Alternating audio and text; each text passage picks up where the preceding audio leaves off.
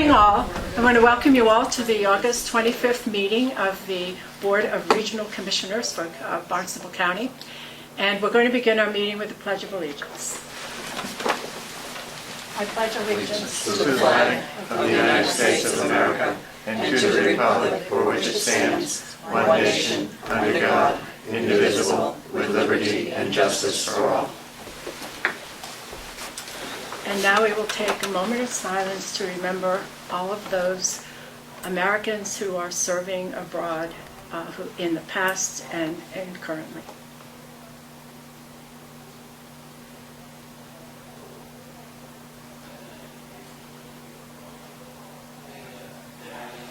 Thank you.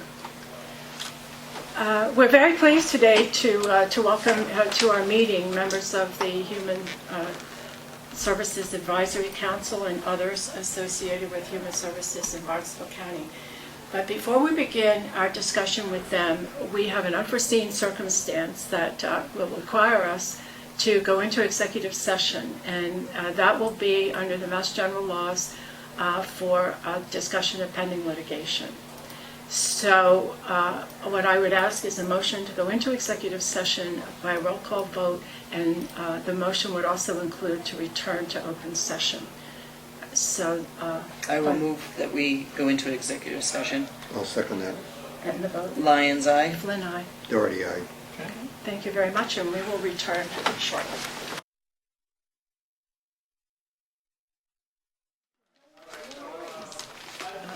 At your leisure, Madam Chairman. Okay. They're going to call you ready to check that. Okay.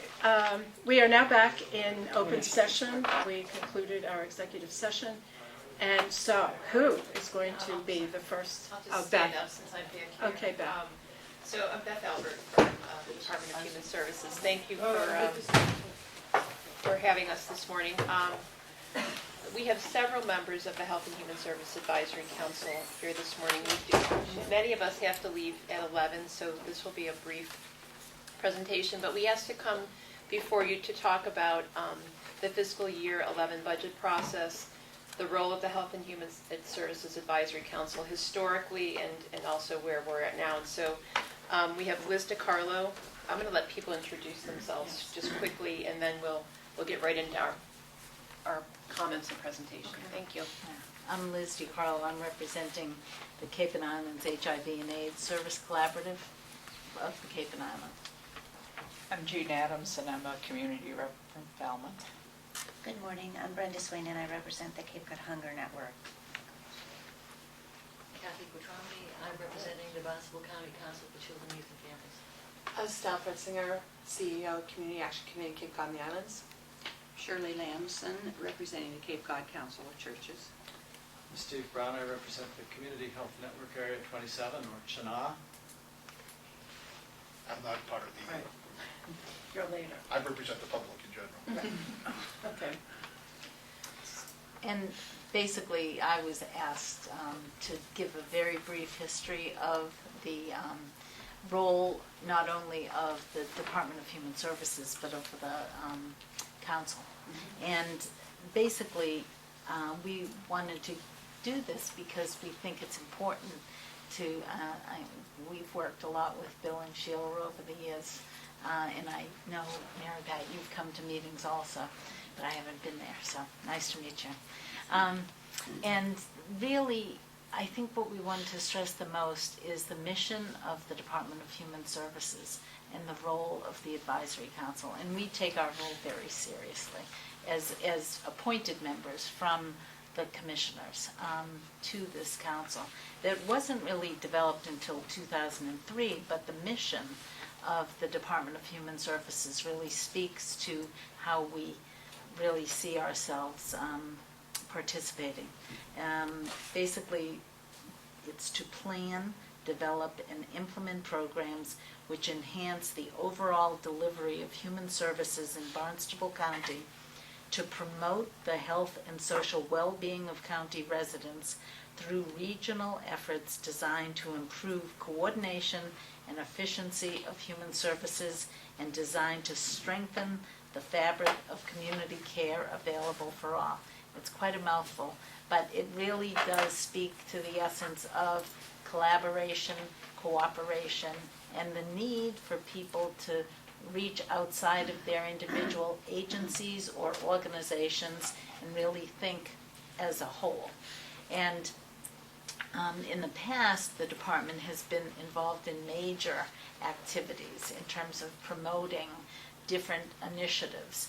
And in the good years, when there was money that could be used for actual grants to health and human service organizations, the council, the advisory council, of which there are in front of you a list of our members, really see ourselves as thinking about the needs, again, of the community as a whole.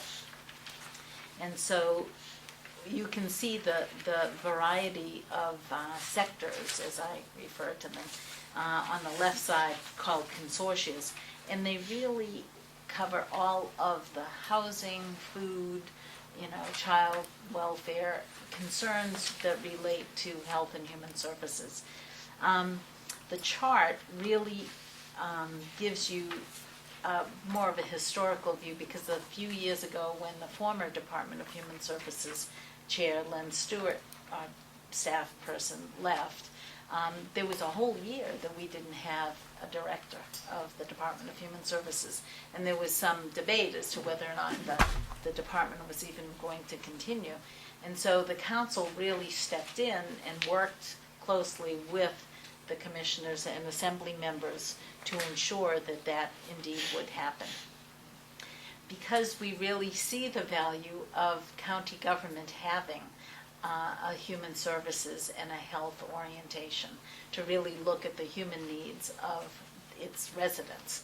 And because the spirit of the council really is a cooperative spirit, even though there hasn't been any money to allocate to programs that are in need through a request for proposal process, we still see it as very important to really talk about what we can do together and what kind of communication mechanisms and other programs we can encourage to really address some of the health and human service issues. So we really,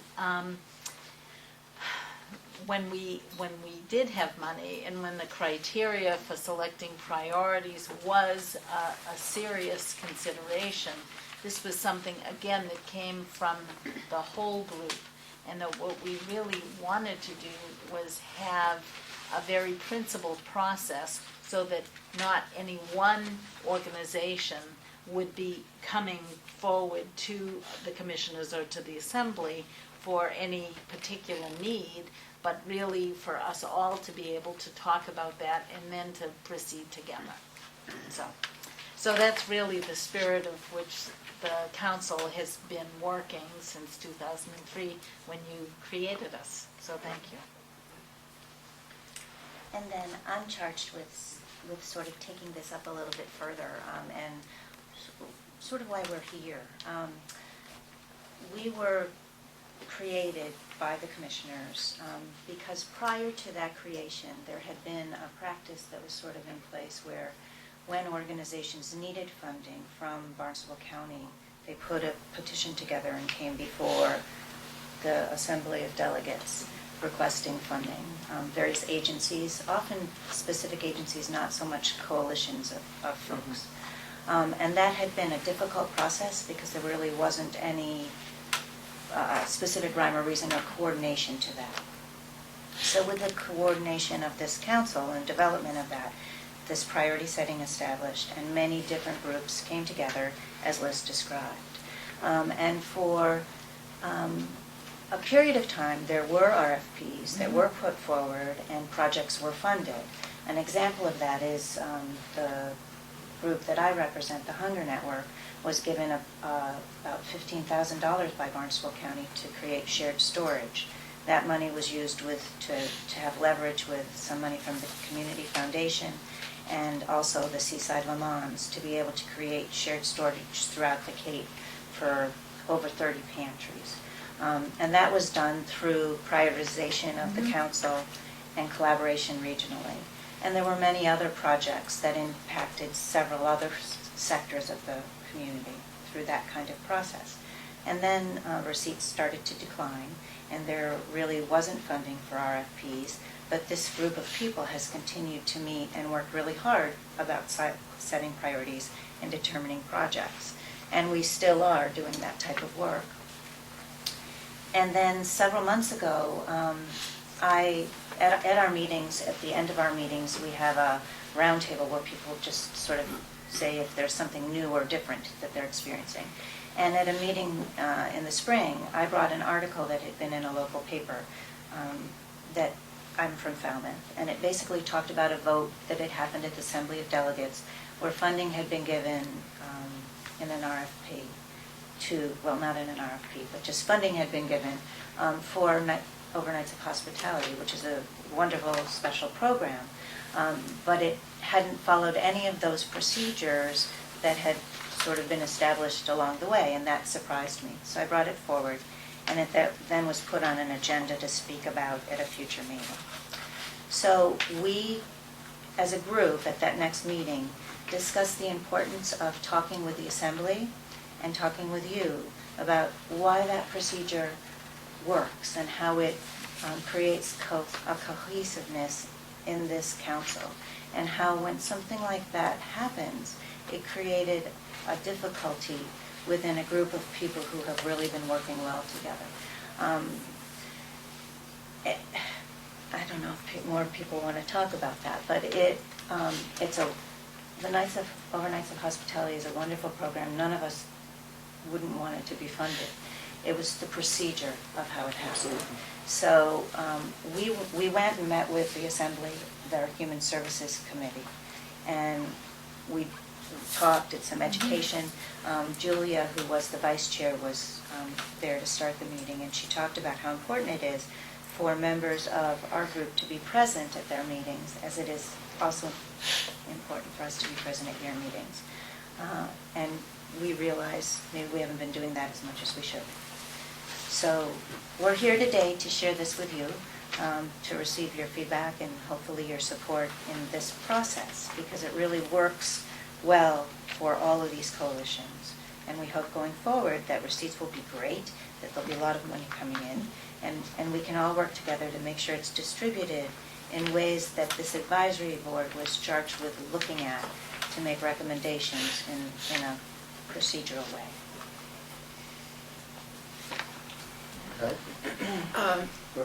Yeah, was there anyone else who wanted to say something? I just wanted to say that I did attend a number of meetings of the Advisory Council a year or so ago, and I need to go back and do that again very soon.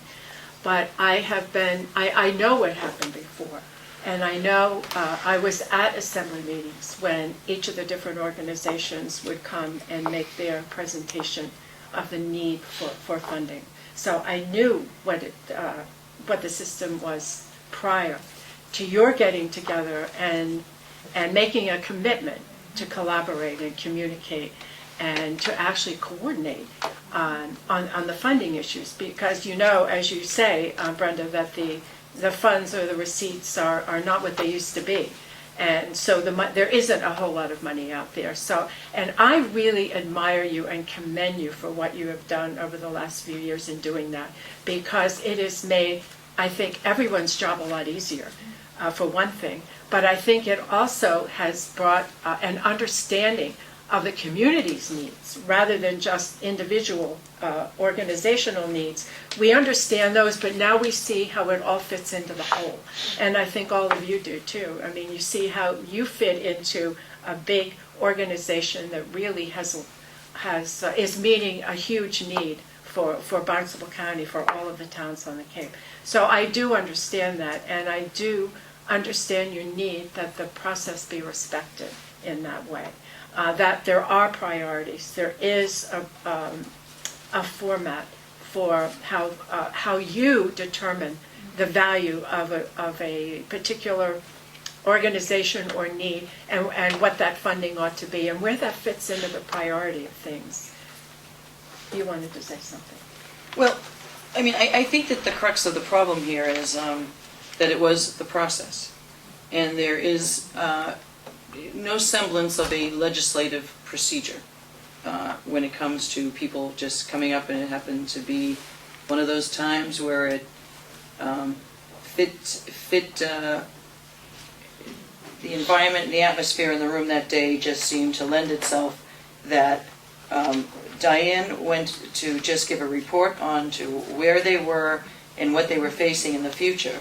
It wasn't a request, and suddenly there was a handout. And I know how that sort of came about because it was the finalization of our budget.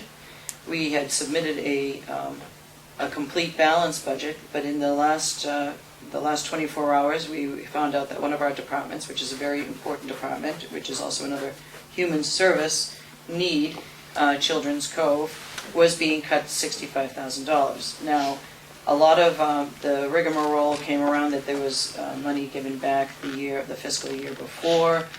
You know, we buffeted them from that same cut the previous budget cycle, and that money came through on a supplemental from the state. And we reissued it to them for advertising because all indications are showing that the economy is having very adverse effects on family life and on the growing awareness of sexual trauma and domestic abuse is rising, so that if people are more aware that there is a place to go to and that they can seek help, something that many people were unaware of, and you can get that education into the schools and into other leaders who are privy to that. So that was the justification and rationale behind reestablishing that $65,000 back, and lo and behold, the state cut it again. That was a last-minute supplement that we put on our budget that we submitted, and I think that some assembly people felt that that was not well thought out, but it was. And if you can give it to them, well, we might as well give it to this group here. And it was just one of those situations where there wasn't really a legislative procedure. In charter review, I'm a member of that charter review where we're looking at this. This is something that I have really pushed for, that there is a legislative, there are rules to legislative procedures and there are rules to executive procedures, and there are times that those two authorities are separate from each other, and where does one have authority over the other. And that has never been really clear with the Assembly. It sort of is a whatever it is going on today.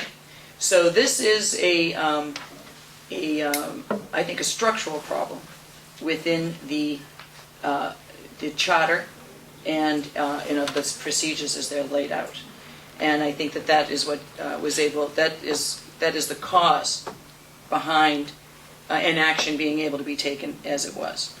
That day I did stand up and I also said exactly what you did, Brenda, that no one is going to dispute that the Council of Churches does not do an incredible job, and quite frankly, they shore up services that are lacking in other places because they're able to really be effective in giving hope and caring to people, and also with case management services. That is an extra bonus to the human service mission that's done mostly by volunteers. And so there is no dispute of the merit of the request and of the need. However, there should be more of a process in place. Some Assembly people saw it that way and voted against it, even though they too felt for the Council of Churches, and some people just felt like, well, if this is what we can do here, we can do it here. It wasn't taken in session, it wasn't brought up, it wasn't on the agenda that was going to be discussed. Today that would never happen because it has to be an agenda item. So there is a flaw, and I think that all stems from a procedural, structural flaw within the charter and the rules and lines of authority between executive and that's my opinion. I'm not just speaking for the board. That is how I see that, and that's how I visualize. That's how I took in that day. Bill. I think we're trying to think how to address the process moving forward. And I think it's clear that the commission is respected the process, because that's how we submitted the budget. Right. Okay. I would not agree with with what Sheila said about the agenda item, because anybody that goes to town meeting knows that budgets get amended on the floor, and I can't imagine that you wouldn't be able to do that at any time. At the same time, I think it's clear that in terms of either the respect for the process or the acceptance of the process, I mean, I was in the room too. Tony Scalise basically heard this cry for, it was a cry for help on an emergency basis for a problem that was going on, and he reacted to it. I think that it would be hard not to react to it. We take these jobs, and I was in the assembly as well, with the idea of being useful and helpful. So somebody comes in, they need some help. It's kind of difficult to walk away from it and just say, well, we have a process in place. And all I could think of is, I don't know how many of you ever read The Overcoat by Gogol, but that business of, it's the person who needs the help that it's at fault, rather than the system that's supposed to provide the support. So that's all part of this. Now, I think that we all had, let's say, some reaction to what happened. The next question is, what should we do going forward? I don't think there's any evidence that the commissioners have, changed their opinion. We're very grateful. I know I'm very grateful because I was part of that, that moratorium, I guess we call it, that we went through to try to establish what would be a strong human service department, and we're delighted that that we have Beth now, that's overseeing that. But since the issue came up at a place where the commissioners would have had only one response, we could have, for example, disapproved the whole budget on the basis of that. Mm-hmm. Okay, we could have done that, but that didn't seem to be a useful thing to do from my point of view, to put in jeopardy the rest, the rest of the budget. It suggests itself that each one of you come from a particular town, and that you'd be very close to the person that represents you in that town, so that they know that you want them to respect this process, going forward. I would suggest that would probably be, the way to look at this going forward. If money ever comes, because one of the things that I've noticed in doing this is that there's finite resources and infinite need. The infinite need never seems to go away, and I don't know what we do about it, other than to say we need to do something about it. And I don't know if it's just money. I do know that you've done a lot of work in that coordination and cooperation piece, and I think that I have great respect for the fact that you have done that. But in any case, this seemed to be an issue that was over there, and it might, I guess you have to get close to the person that that you voted for, and make sure that they understand that you want them to act you want him or her to act in a certain way to respond to let's say what I'd call the universal need, rather than reacting to an individual one. I think that the advisory council has embraced really the new way of the economy, and the way we're in a transition here, where there are fewer resources and greater need on all levels: human service, economic development, you name it. We all know that the problems expand in all areas. And I do think that the Human Service Advisory Council have been forerunners before, even now, where you have to have a collaboration in order to get grants. Most of our funding now isn't just from revenue streams or line items or pork or any of that. It's all through collaboration and federal grants. And I think that you have worked together closely enough and long enough that when you see those opportunities in that advisory council where you can make those collaborations, it happens. I know with CAC and HAC and Duffy, all of those, that process through the regional network, that came together, and that collaboration can then lend itself to successful awarding of these grants that we need. This is the way of the future. You have been practicing it, and you're in very good positions to do it. Diane was here with us before that assembly, that same day, and she explained her situation to us, and I don't think there was one of us that didn't feel for her that day, and inside would have felt like saying, well, here's a check, because she needed it then, and it was in 2010 that she needed it, not 2011. But there was nothing we could do for 2010. And the action that was taken, although it was good to know it was coming, really didn't meet her immediate need. So that was what the discussion, that is where that process was skewed. If she wanted to, if the budget could have been submitted and then she came with a request for it within the 2011, that would have been a procedure that would have probably been more palatable and ran its course. But we would also have put it through the Human Service Advisory Committee before it Exactly came right. up with it. And but that would have been discussed in the Human Service Advisory Committee. And it is clear that her presentation was a report, not a request. And it hit that emotion or reaction in such a way that it became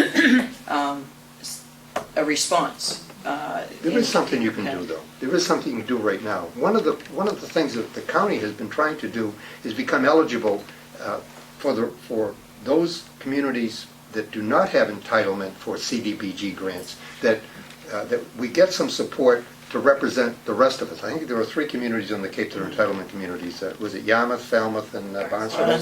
The rest of us, the other 12, are not. We have tried to get some support from federal legislators to have us act as an umbrella organization to get access to these community development block grant programs, so that we could have, we could get access for the rest of us. And part of that is working with the NGOs that are in place to make sure that we're all working together to find out whether or not we can get a robust and reliable revenue stream to support this. And when they say the federal money is where these grants come from, we have to have an organization and an ability to access it. So I've done my part as far as going to the National Association of Counties to make sure that the CDBG money is still being appropriated. The next point is, how do we get access to it? Other counties do have access to it because they have smaller communities and no entitlement communities within it. But in any case, I think that might be something we could all work on going forward. I just want to, there's an important question that just came up, and it has to do with the open meeting law, and I think we need to get it answered kind of before the next budget cycle.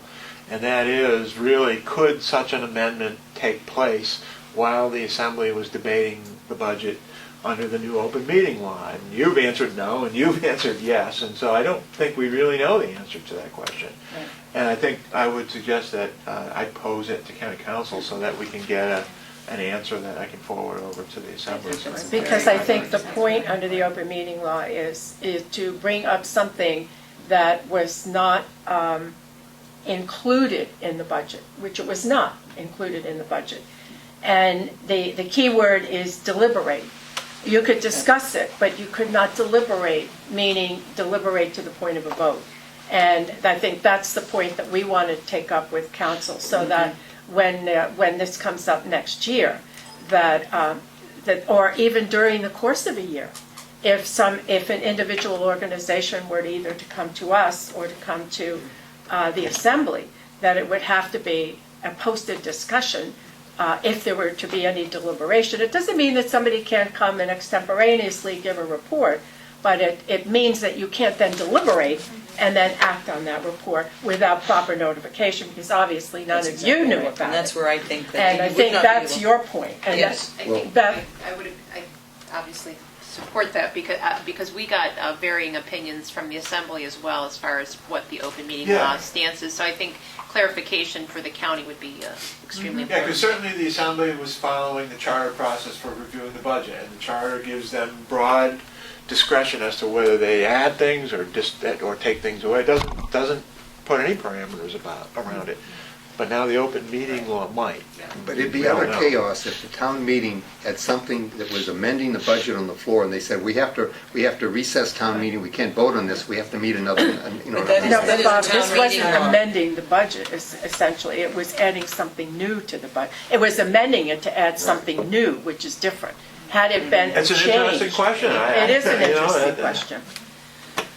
But in any case, we're not, the right, I guess the right answer today was if we have a pot of money back here that we can put on the table and sort of help everything out, because that's really the solution to all of this. If you find it, let us know. Yeah, but I think that, The body itself is, I would just like to reiterate, that the body itself is a county ordinance created body with a particular charge that was created by the county. And so everyone within that body respects that process. Exactly right. And so I guess that the bottom line would be, we would like to think that going forward, that the county would also respect that process. Right, and I think that's a very and good I point. think that's the whole point, is that you have created a process that you have respected for the last few years. That's right. And you want every other piece of the organization to respect the process that you Right. created. And we've had a very good relationship with that, and I think that, Beth has done a great job in trying to have that cohesion and that line of communication with the county, and it was just, as they say, it was one of those circumstances. It's a learning experience for us. Yeah. Well, I think that it's a very good point that you came and spoke about it, because it is something that does need clarification. It is almost like an amendment to the charter, the open meeting law, so that whatever is lacking in that charter as far as parameters and process will now be established through state open meeting law. And I think we need to have that understanding and clarification in all elected legislative assembly people, and the executive session has to. I still have a Wait, real wait, problem. wait. You're violating open Yeah, meeting hold law on just as a you minute. speak. The door is closed. You are violating open meeting law as. I did that because of the noise, but anyone could walk in that door. I know, but that technically is a violation right now. I'm not going to address what happened. I mean, Would you like to identify yourself for the record? I'm Marcia King. I'm the one who made the motion and pushed to give Diane. Assembly delegate member Assembly from the delegate town of from Mashpee. Mashpee. Yeah. No, because I think, again, this comes back to the issue of what the I was part of the assembly when we set up the advisory council.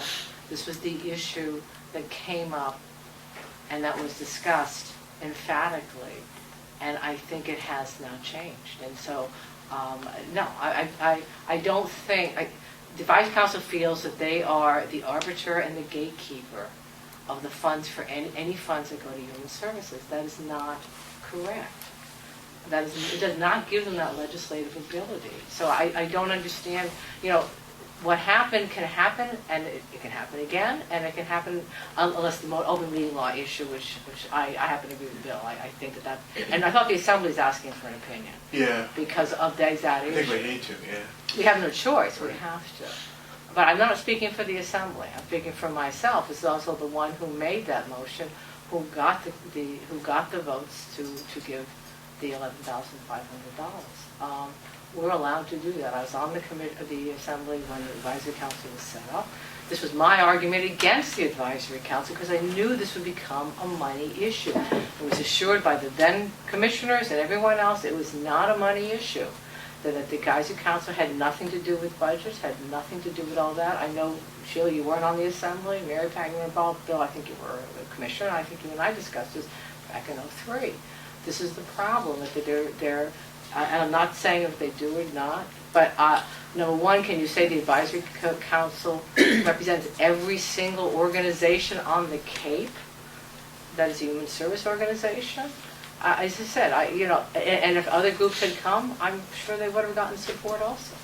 Well, I just want to say that any Assembly member pretty much has the individual right as an elected member to pretty much offer any kind of proposals or amendments to the Assembly. I mean, that's the way it works.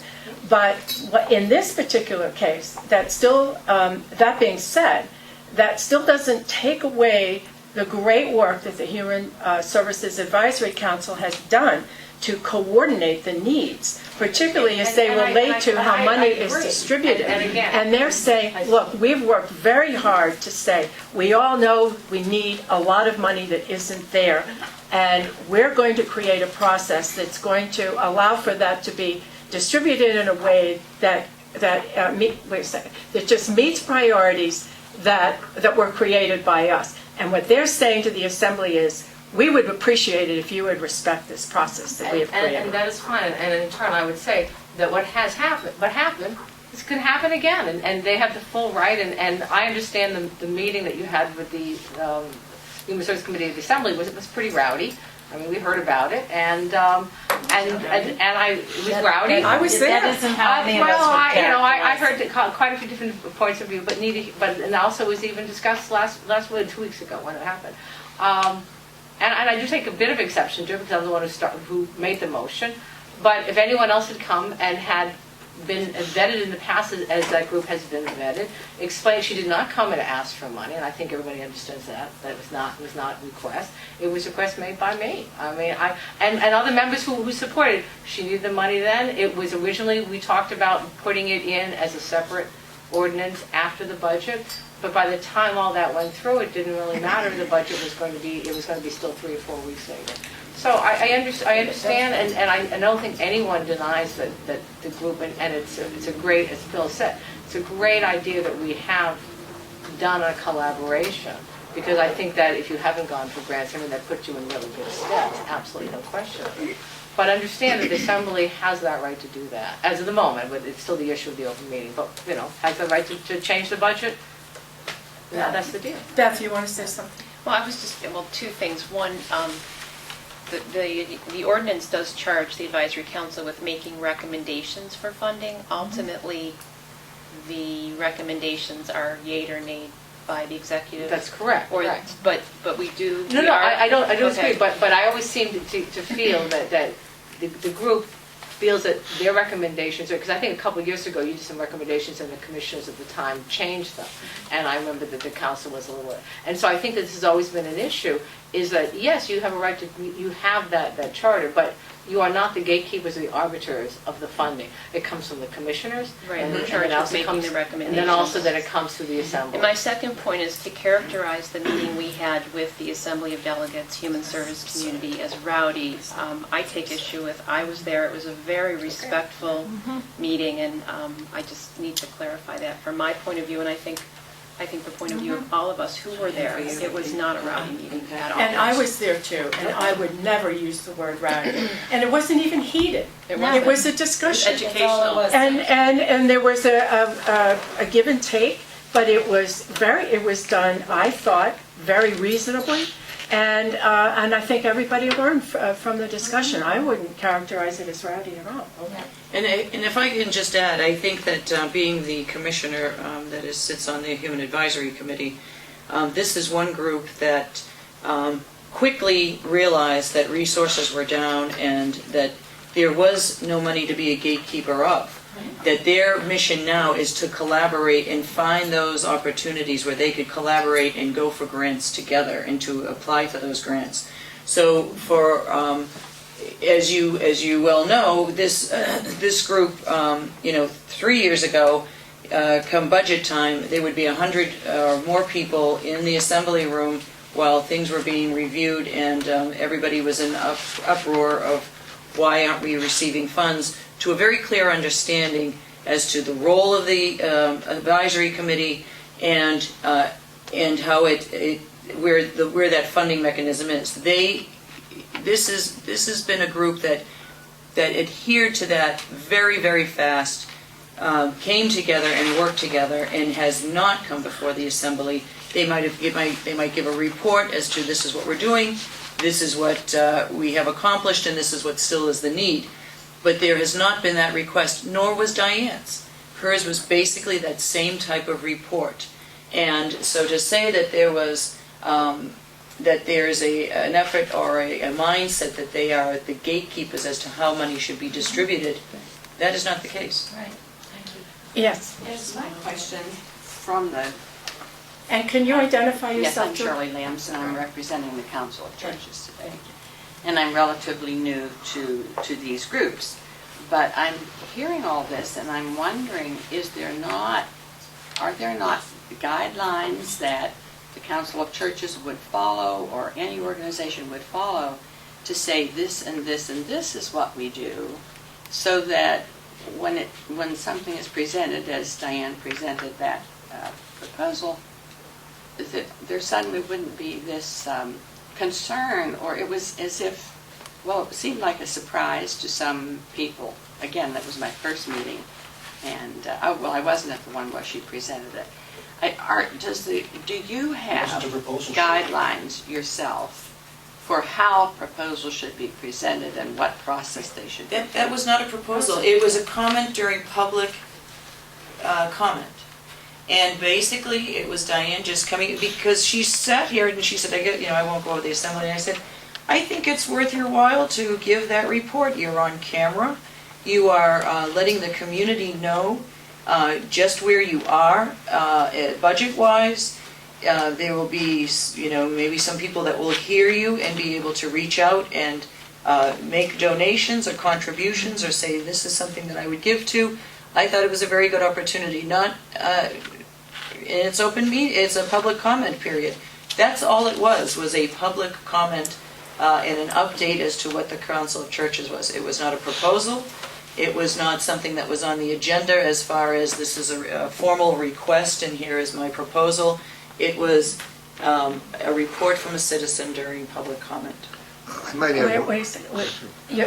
And just identify yourself. Thomas too. Ryan. Right. Like Shirley, I've been around a while with the government and the Council of Churches, and I'm on the board of the Council of Churches. Let me just say the reason it became raucous, I think was the word, not rowdy, that meeting was, it was said that the Council of Churches should not come to government meetings by one of the members of the subcommittee, to which I took strong exception. And secondly, that the faith communities of the Cape are not simply a subsidiary of the Advisory Council on Health and Human Services, because it had been said at that meeting that any time the council comes, they should first get the approval of the Health and Human Services Advisory Council. But the Council of Churches can sometimes come to the government with reports on lots of different things, not simply that it's the purview of the Advisory Council. So I did take strong exception to a couple of things at that subcommittee meeting. Maybe I was the one labeled raucous. I'm sorry if that's the case, because we're all trying to do the best we can for the human services. But I do want to say that absolutely, it was not a proposal, Shirley. She did not come with a proposal. Diane came with a report to both bodies. And I remember that too, so I'm sorry that I misspoke. And we interpreted that as a way for her to get her message out to the community. Right. And that hopefully, if people knew and understood that the situation existed as it was, that maybe she could receive donations from the community. I didn't see it as a request to us for funding, because we couldn't have provided any funding anyway. We'd already said no. Yeah. And by the way, I saw the letter that the Council of Churches have sent to Governor Patrick.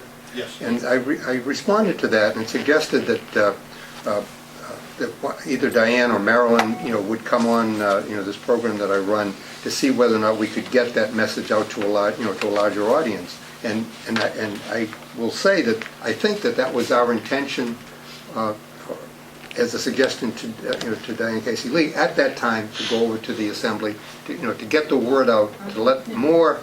I think we've all been told that in order to diffuse a burden, you try to share it, and tell as many people about it as possible. And I guess that's what my intention when I supported her making the report.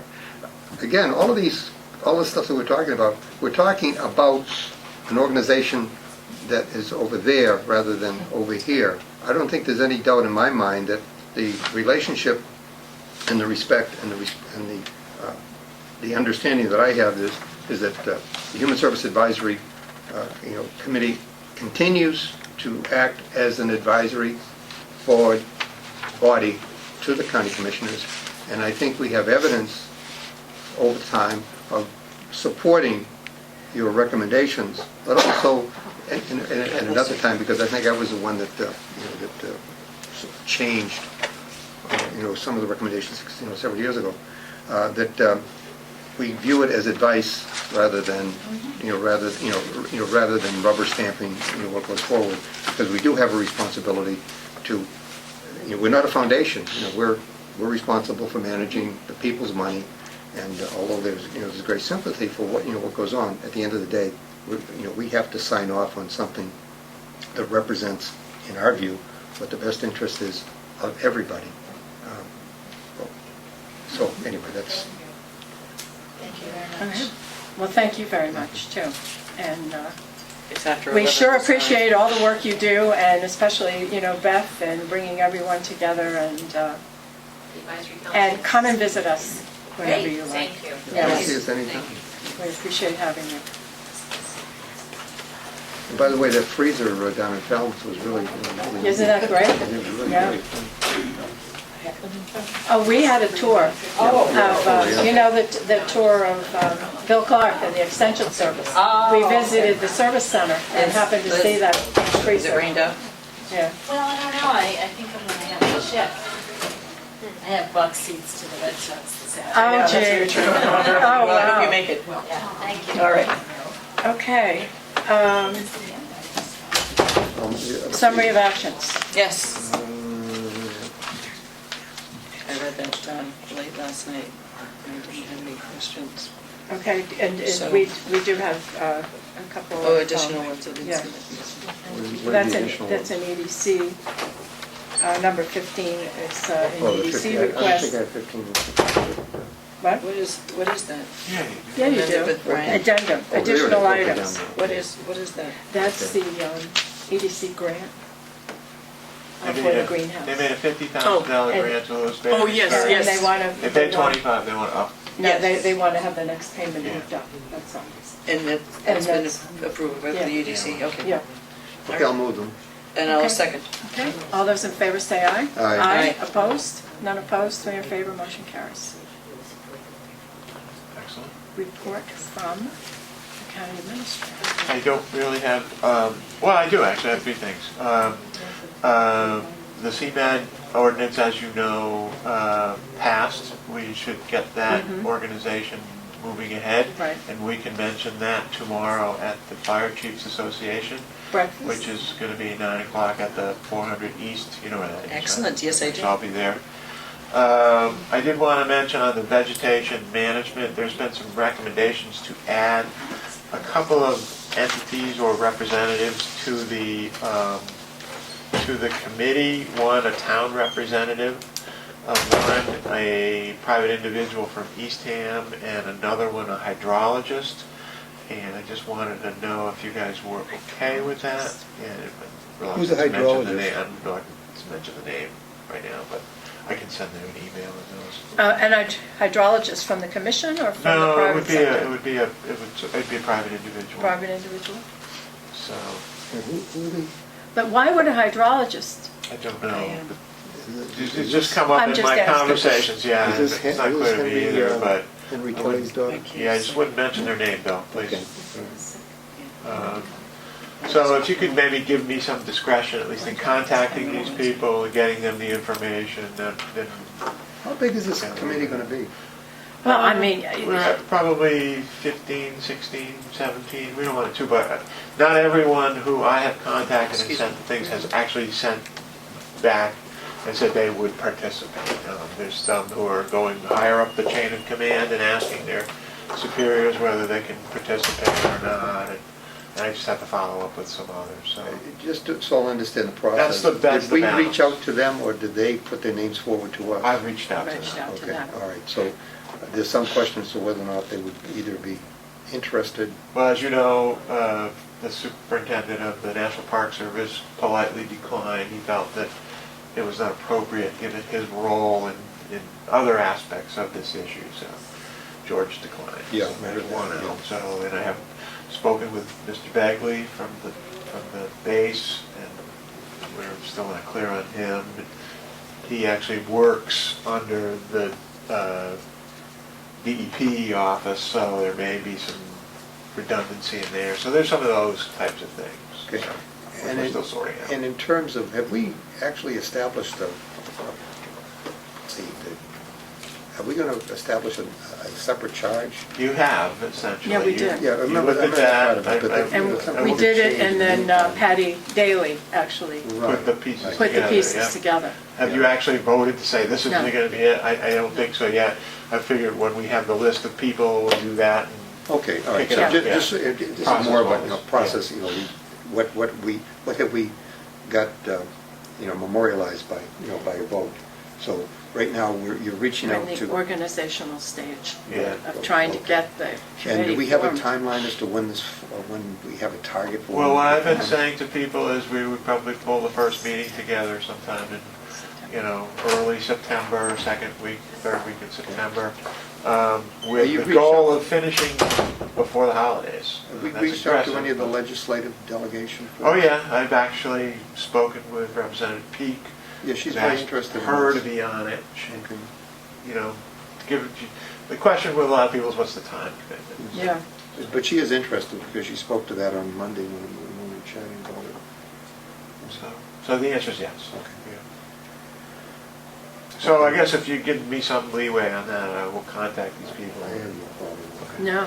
And the other one, I want to let you know, and Pat was very helpful on this, on our meeting on, you got locked out? I think they're both locked, could you? So much for the open meeting. Yeah. That was the bigger issue. So sorry. Pat was very helpful when she came in on Monday. The sheriff, who has been doing quality checks for all our departments that need them, there's really three: Bill Clark, Stacy, and Darlene from the AmeriCorps kids. He no longer can do them because of he's not a county person, he's a state person. So we need to work on our Corey certifications, and Pat was very helpful. So what we planned on doing is making 5 of us Corey certified: myself, Maggie, Bill Clark, Darlene, and Stacy. For the individual department placements, the 3 department heads, they would do their own Corey certifications. They would do their checks, and if anyone is clear and there's no issues, they can go forward, move that person, hire them, do whatever they need to do. If there is any doubt, then it would move it up to a group, including the department head, whoever's appropriate, myself and Maggie, and we would look at it, and then we'd make a decision. On Corey's, I've been Corey'd several times because of substitute teaching, and that usually goes to the police chief of the town that you live in. Well, that's how some towns do it. I'm Some towns proposing do it. how, There's we don't not- have a police chief, so we need to do it a different way, so. Well, I worked with it in Human Resources, obviously, because anybody who works with children or the elderly has to be Corey certified. Exactly. So you have a recreation department and a library and a senior center or council on aging, and you have a lot of people that have to be Corey certified, or that have to be Corey checked. And that's how we did So it. the process, it We works essentially very well. went through our police chief when we had one. You have to That was the apply sheriff. to Corey, to You the have to be Criminal History trained, Systems you have to be Board. certified. Okay. So we'll do Well, that. this, in your opinion, this solves the problem? Yeah, we just need to, and Pat suggested maybe we bring a trainer down here, you have to receive training, and I'll reach out to the trainer and see if we can bring him down and help us out. Okay. And when would this transition take place? As soon as possible, because Darlene's going to need people Yeah. sooner. AmeriCorps, Yeah. yeah. In fact, she's probably already working on it. Well, it doesn't take long to get Corey certified. Well, it used to take just a couple of weeks. Yeah, After you fill out your application Yeah. online, and then they send it back to yeah. you. So once you, You All right, have to so take a I- test. Do we have to vote on it? No, No. just It's just information. enough. I think it's a good idea, because there's another issue. The sheriff is identified as being a public safety officer for the county. Does that change?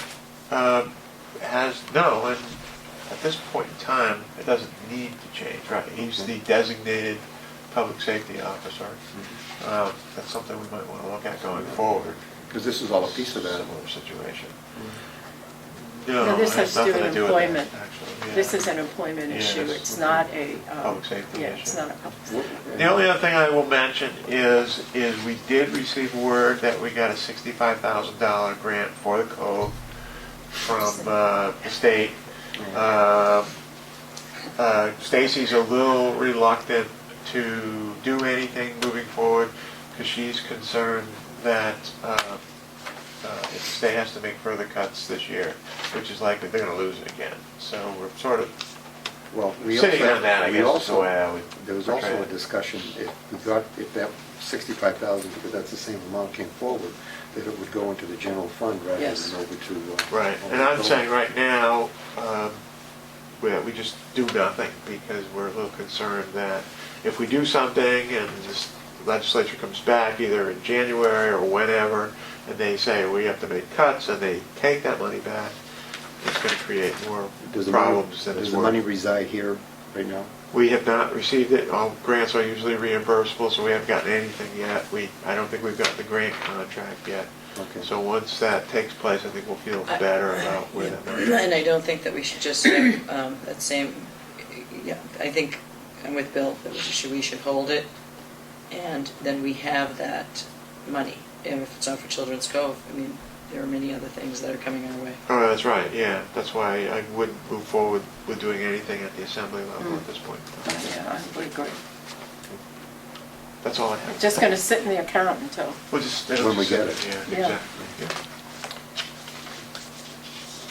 do you have anything you want to report on? I'm trying to think. I guess I can't remember anything right now that comes to mind. I heard Steve Brown had a symposium last night there was a lot of faith-based community people that I went to, and it was very interesting. But it was nothing really as far as county stuff. They did speak about the need of elected officials speaking the truth. Yes, I think that's very important. Speaking the truth at the time when it makes a difference with regard to changing an outcome rather than getting on the bus after it leaves the station. Exactly. Jill? No, I don't think I do. Okay. Good. I don't- Nothing from you? Been anywhere either. I've been to wastewater, but nobody wants to talk about that anymore. I will tell you Yeah. that as part of our Brewster project, we are taking a tour of the wind turbine facilities on September 8th, and we're coming to Falmouth. We're going to see the Falmouth Oh, yeah? turbine and the Portsmouth Rhode Island turbine. Actually, that was all part. I went to John Mitchell's funeral on Oh, yes, Saturday. yeah. John Mitchell, of course, was a Brewster selectman. Brewster selectman who passed away about a week or so ago. And the subject of that tour did come up because Charlie Sumner, Oh, yeah. was there, Yeah. and they did say there were some openings on the bus if you wanted to go through. Oh, yeah? Yeah. So, They since been, I heard though that it was a popular item, Yeah. is what I've heard, so, Right. yeah. yeah. But in any case, it is something they're looking forward to going Right. forward. And Dean, the alternate member on the Cape Light Compact. Oh, geez, you caught me unawares, yeah. Anyway, he said that they had not heard of any resistance to the project, and they've had several public meetings, and there has been no voiced opposition to the project. And of course, I'm excited about it because Howard does get a significant piece of the output, so I'm hoping that it does go forward. The part that they're going to finish, besides Falmouth, is they're going to Portsmouth. Rhode Island. I've never seen that. Yeah. They were originally going to go to Hull, and they cut that one out. I think the Hull one is a good one to see, Yeah, too. especially the one that's in the neighborhood. Yeah, the neighborhood. Well, the interesting thing about Hull is that the people there are totally supportive and excited about their Right. wind turbines. Oh, yeah. And I think they are very, very close to being completely separated from the grid. That their turbines are now producing enough energy for the entire municipality, for the town, for the residents. Well, they So are that's the municipal light difference. plants, so Right, it does that's make true. it, they And gives an advantage. it's just a different thing from what you're hearing elsewhere. Right. Now, It has a the different Dan advantage. Webb from Webb Research, but he doesn't call it that anymore, Notice, I think it's Notice Energy something, has his own turbine up. And it's not far from the town's turbine at the wastewater treatment plant. It's in the tech park. But you see the two of them. You think they're That's on in this. Falmouth. Yeah, you see them on the same property, but they're not. They're the exact same turbines. They're made by Vestas, and they're the same size, 1.5 megawatts, I think. Yeah. And so there are a number of them now in Falmouth. There's a man by the name of Ron Zweig who lives on the Woods Hole Road, and he has one in his yard. And he small loves one? it A in his small yard, one? yeah, producing electricity for his home. And then the Woods Hole Research Center Well, has one. Coonamessett has one. We saw the one we were at Coonamessett Farm. Oh, yeah, yeah, that's right. They Yeah, have they've had that for a while. So there are a lot of them around. So you can have quite a fun time driving around looking at turbines. Right. Anyway, no. So anything else you want to bring up that, Let's see, We- I think we've probably talked about the thing I was most Yeah. concerned about before. Right. You know, and, That was, Okay. that was really the top of my list. Okay. Okay, All so right. if that's all clear, then, Motion to adjourn? I'll move it. and I'll second. All in favor, say Aye. aye. Good. Aye, thank you. I do